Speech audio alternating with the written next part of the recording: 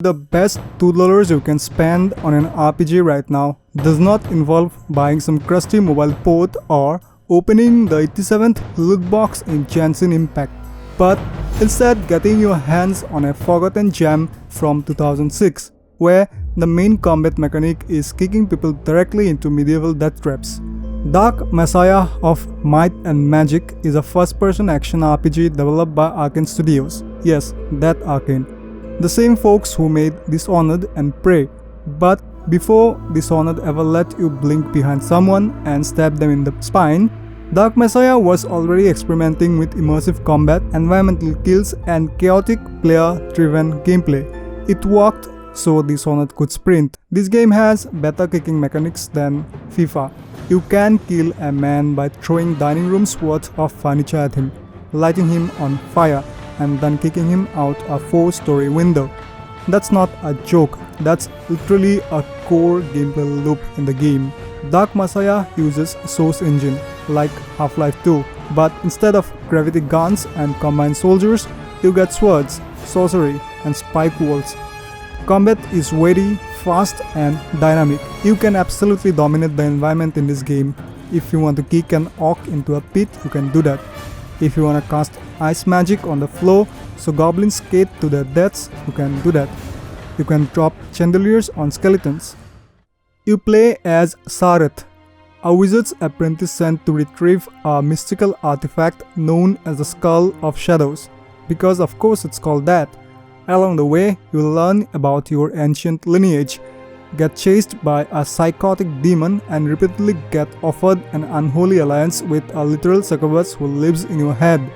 And when you refuse her advances, she sets you on fire and screams, "I'll get your soul." Leveling is pretty straightforward.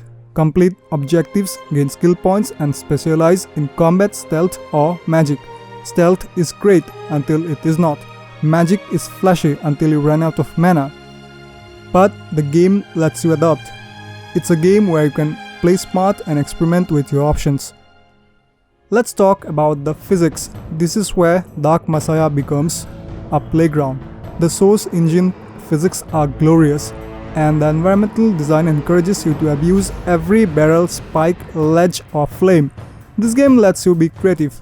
Think the new Hitman games, but fantasy. And the Hitman is fueled by raw spite and a steelboat. One encounter does not mean one solution. You can set traps, sneak, go full berserker with an axe, or, my favorite, kick every problem off the nearest balcony. Okay, let's talk about the problems. This game does have some serious age spots. The story is predictable, clumsily delivered. The voice acting could have been better. The plot twists land about 10 seconds after you saw them coming. You can forgive those and put the blame on budget constraints, but oh, the bugs. You will crash a dozen times, even with fan patches. But here's the thing, despite all of this, I love it. Because Dark Messiah dares to be something different. It's clunky, it's raw, and it's experimental, but it swings for the fences. You don't need perfect writing or flawless code to have fun. You just need a sword, a boot, and a physics engine that says, yes, that orc can be used as a projectile weapon. Dark Messiah of Might and Magic is a forgotten masterpiece, buried beneath the shadow of Oblivion and the wreckage of its own ambition.